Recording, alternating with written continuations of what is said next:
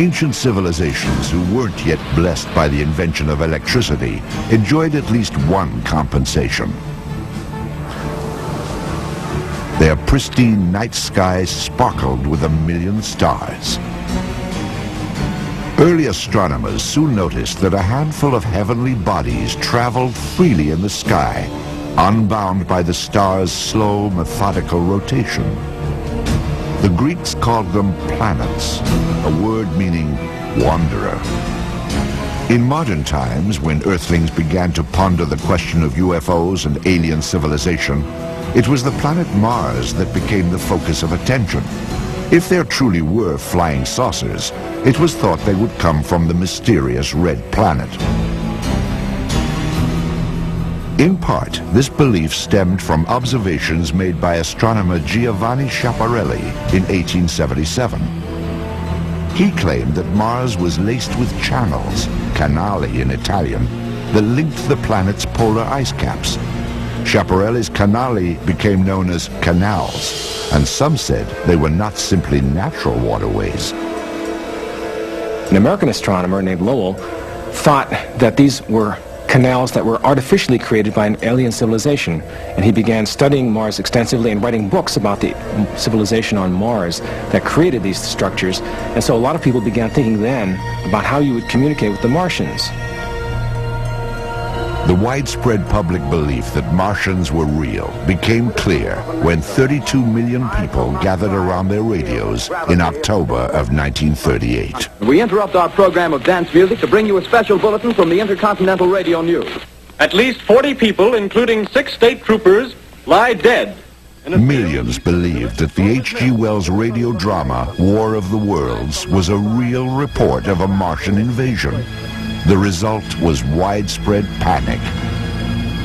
The director, Orson Welles, was unaware that his production would strike a nerve. I'm, of course, surprised that the H.G. Wells classic, which is the original for many fantasies about invasions by mythical monsters from the planet Mars, had such an immediate and profound effect upon radio listeners. While the public was captivated by stories about Mars, a lone American pioneer named Robert Goddard was experimenting with ways of actually getting there. Goddard had come up with ingenious designs for getting rockets from the surface of the Earth up into the high atmosphere, but this was widely regarded as a bunch of silly nonsense by American scientists. However, in Germany, he had some fans, people like Werner von Braun, who were reading his research, and they then were inspired to implement his designs and improve upon them in Germany, and this led during World War II to the development of the V-2 rocket, which is the predecessor for basically the American and Russian space programs. With the launch of America's Viking space probe in June of 1975, the age-old dream of exploring Mars finally became a reality. A vehicle known as a lander actually touched down on the surface of Mars July 20th, 1976. The Viking mission showed that the surface of Mars is pockmarked with craters, like those on Earth's moon. There were also some indications that life may have existed on Mars in distant times. My personal feeling is that yes, Mars had a very substantial atmosphere early on with a lot of liquid water on the surface, and perhaps enough to form these river channels and river valleys that we see that are quite ancient, that are perhaps older than 3 billion years old. So the issue of the ancient climate of Mars is an important one for the issue of whether life could evolve. I think you can start to persuade yourself that the possibility of life could be somewhat reasonable, actually, and particularly if you accept the postulate that if life can exist, it will exist. The life on Mars debate heated up again with the release of this picture, taken by Viking on July 25th, 1976.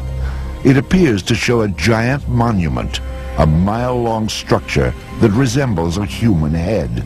It became known as the face on Mars. NASA has no official position on whether the face is a natural feature or a colossal sculpture. Still, those who worked on the Viking mission have been accused of hiding the discovery of a Martian civilization. I can't think of a group that would have publicized that possibility or that discovery more than those of us who were looking at the pictures. We were looking for stuff like that. Our careers would have been made. We would have loved to have trumpeted to the world that we found evidence of an ancient Martian civilization. Who the heck wouldn't?